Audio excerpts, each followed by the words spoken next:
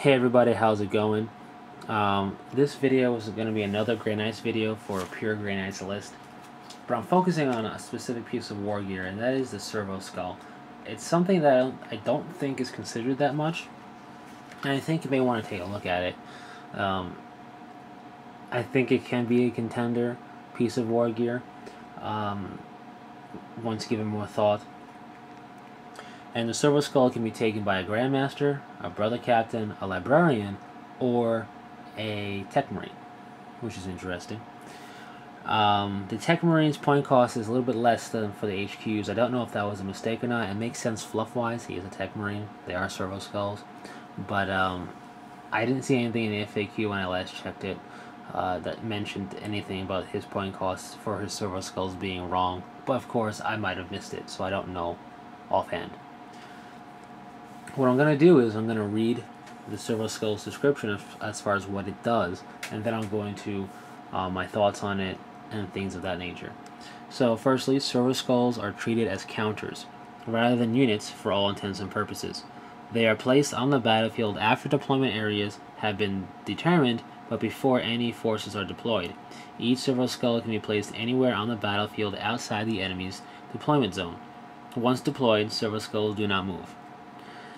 Enemy infiltrators cannot set up within 12 inches of a Servo skull. Similarly, enemy scouts cannot use their pre-game move to approach to within 12 inches of one.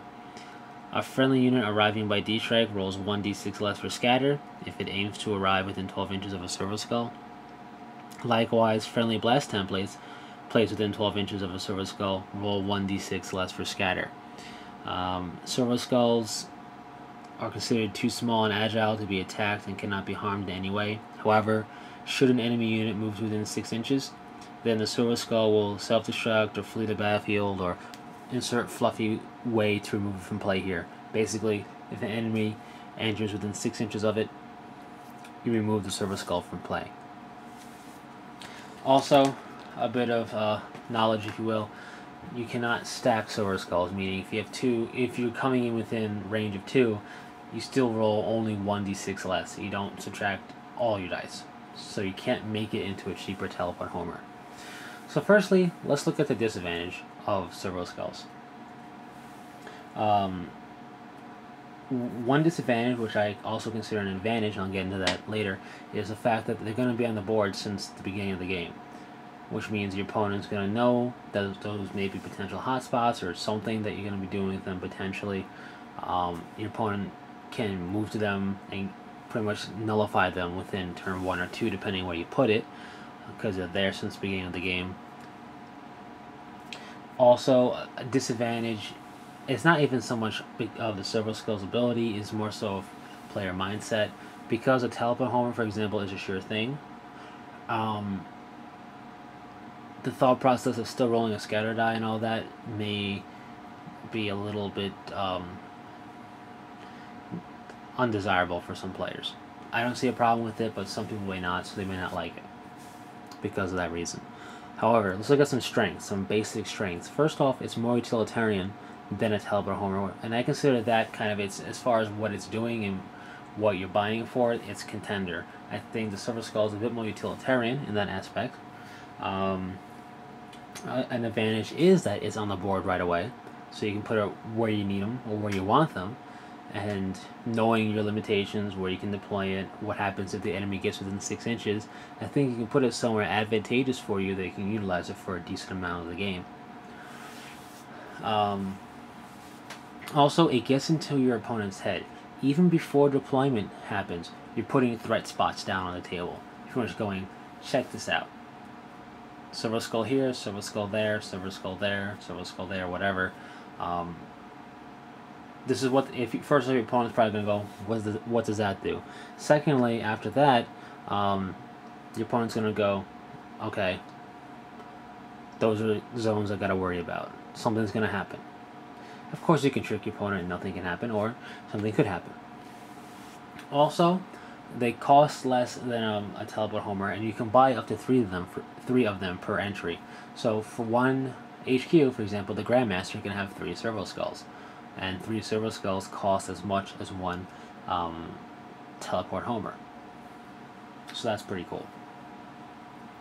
Alright, so why do I think you should take another look at servo skulls and try them out sometime? Well, like I said, it's utilitarian.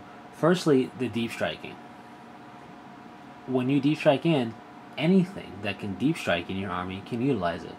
Now, really, the Storm Raven is what really benefits from that, because the teleport homer requires teleportation deep striking. Servo skulls do not make that distinction, so anything that deep strikes within its area rolls 1d6 less, so the Storm Raven will roll 1d6 less. Now, the blast weapon template scatter business, it's cool. I'm just not certain how effective that's going to be.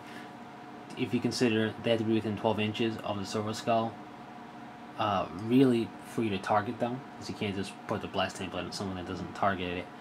So they got to be within that 12-inch range to target you're gonna center the template on, which means that's danger close to the 6-inch range before you lose the servo skull completely. It's not necessarily a bad thing. I just don't know how many opponents will let themselves get caught in that radius, which could be a good thing. I mean, you could plan on that to kind of siphon your opponent through certain areas, but when you get the ability to use it, I would say utilize it. You're rolling 1d6 less. If you're within line of sight, you're subtracting your ballistic skill. So if you think about ballistic skill 4 for a Grey Knight, which is basically a Space Marine stat line, you're subtracting 4. You're rolling 1d6 in that case. You're going to scatter at most 2 inches, meaning if they get danger close to your servo skull without destroying it, and you have some blast weapons, you're pretty much going to hit on target, and that's nice. Also, in terms of deployment, you can limit things for your opponent, especially if you know they have infiltrators. You're going to be putting them on the board anyway, but knowing if your opponent has infiltrators before you put them down can really be a factor. You may hold them back and put it where you would, if you were playing against yourself, if that makes any sense, where you would put infiltrators to hurt your army, and you can put a servo skull there, and then boom, can't infiltrate there. If you know they're going to make use of scout moves, you can almost do some scout move denial, at least for certain juicy areas. That's helpful. So those two things right there are pretty much things you're doing for relatively low point cost, and you're getting 3 of them from 1 HQ, so it's not like you have to field multiple HQs to have a working number. 3 is well enough. 6 and you're pretty much set if you're going to take, or you can take 4 or whatever. So that's my thoughts on the servo skulls a little bit. I like them. If you're going to have your deep striking going on, even with non-Storm Raven stuff, anything, instead of having just one teleport homer, now you have diversity here. And your opponent, the more you have, the more diversity can be, and the more your opponent may be caught off guard going, well, I don't know where he's going to deploy, or attempt to deploy utilizing these servo skulls. One potential downfall is depending on the deployment zones. Whatever mission you're playing, using whatever deployment specifics, can really put a limitation on where you can put servo skulls, but that's just the nature of deployment. It's not the servo skulls problem itself. Even still, you can find very good uses for them in terms of deploying them on the battlefield. So that's the servo skull. Like I said, 3 of them cost as much as 1 teleport homer, and in a codex where Grey Knights are points heavy and can be made very points heavy, these are pretty cheap. I would suggest no less than 3, to be honest with you. That's the cost of 1 teleport homer. If you're gonna take a Storm Raven with a teleport homer, and you have a generic HQ that is a Grandmaster, Brother Captain, or Librarian, give them 3 servo skulls in its place, and just try it out. You may hate it, you may love it, you may be indifferent, but it's something that is unique to the Grey Knights.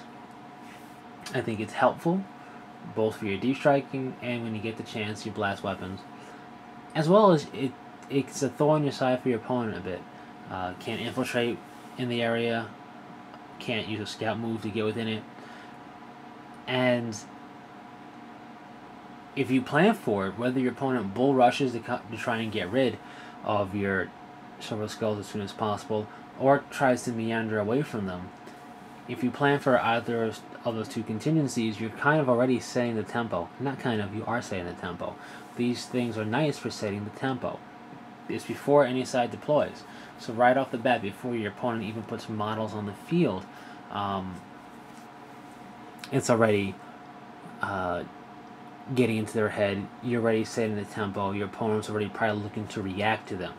And that in and of itself, aside from what the thing can do, is also a helpful thing to have. It's not just about what your war gear can do for your units. It's not just about how well that weapon can kill something.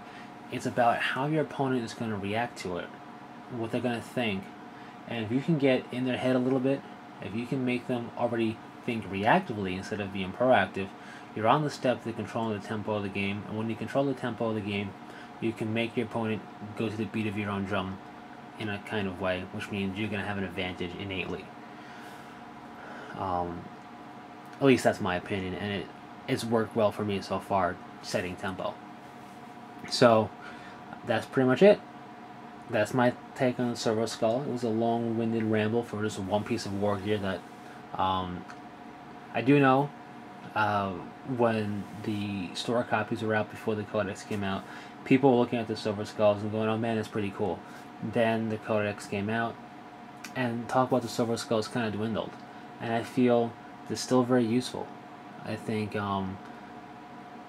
it's a little different than what most people would build and spend points on for upgrades, but I think they definitely can be useful. So give it a shot. And until next time, take it easy.